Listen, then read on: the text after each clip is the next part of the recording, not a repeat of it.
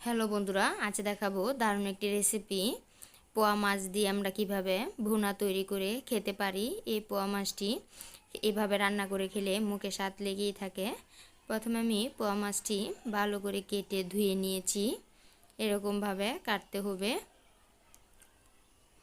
তাহলে সুন্দর হবে। সমুদ্রের পোয়া মাছ দিয়ে এভাবে রান্না করে খেলে অনেক ভালো লাগে। আমি নিয়ে নিয়েছি সাথে বেগুন, এভাবে সবগুলো কেটে নিয়েছি। এত পাতলাও না আবার এত মোটাও না। পেঁয়াজ এভাবে কেটে নিয়েছি।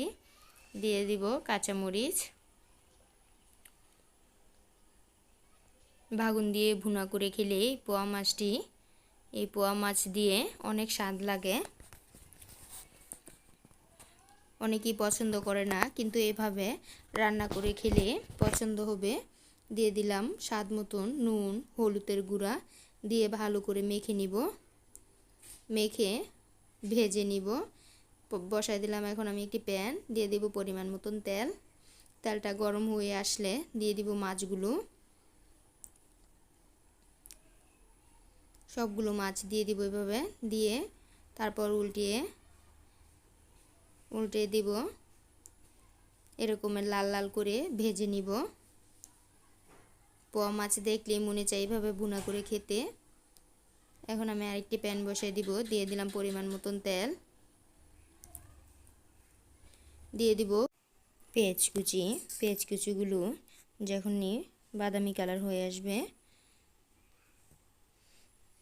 তখন অল্প একটু পানি দিয়ে দিব।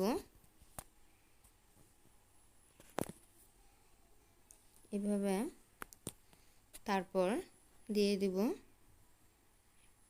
রসুন বাটা, দিয়ে দিব আদা বাটা। এরকমভাবে পোয়া মাছ দিয়ে ভুনা করলে বারবারই খেতে মনে চাবে। দিয়ে দেব হলুদের গুঁড়া, মরিচের গুঁড়া, ধনিয়ার গুঁড়া, জিরার গুঁড়া, স্বাদ মতন নুন দিয়ে ভালো করে কষায় নিব। এরকমের কষানো হয়ে গেলে তারপর বেগুনগুলো দিয়ে দিব কাঁচামরিচ, তারপর দিয়ে দিব পেঁয়াজ কুচিগুলো। এরকমভাবে পেঁয়াজ কুচিটি দিলে খেতে অনেক ভালো লাগে। তারপর প্রায় 10 মিনিটের মতন কষায় নিব। এরকম হয়ে গেলে তারপরে অল্প একটু পানি দিয়ে দিব।